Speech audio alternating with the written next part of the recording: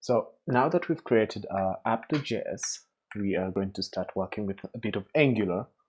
The first thing we do is we create a module, and this module corresponds with the app name. And the app name for now could be something like my app, and it takes in another argument, which is where we shall be throwing in a bunch of third-party dependencies, custom dependencies from Angular, as well as other things that help to build your website. And in here, we shall define something called a controller. Now, what is a controller? You can imagine this as a splitting of your app into segments.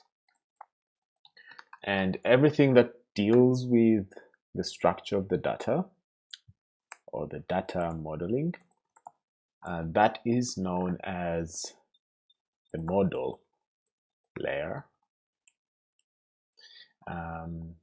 Things to do with the control of how data is shown. And I use this loosely, shown, but ideally what happens when you visit a particular link is defined by the controller here. So that's what the controller is.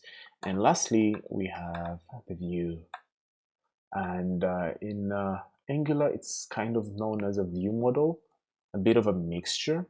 So we can look at the Angular references or the docs just to see. Let's visit Angular. Okay. And we can find out what the model view stuff does. The Angular website has a very extensive tutorial as well, which you can definitely check out. But in our case here, we are trying to learn more about the AngularJS MVC stack for the model view architecture.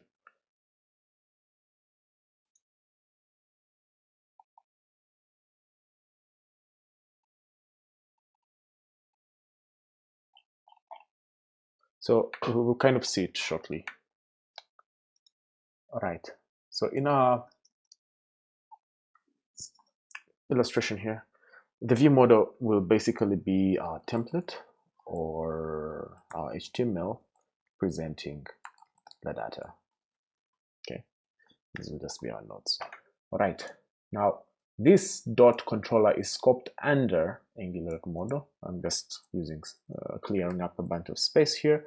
The first argument here is the name of the controller and the function callback, which is empty. All right. Now, inside here is where you define certain variables. And one of the variables here would be the view model.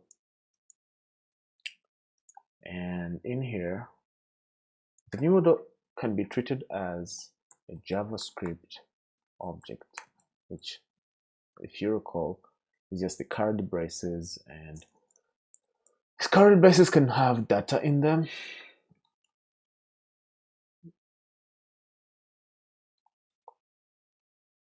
And so on, etc.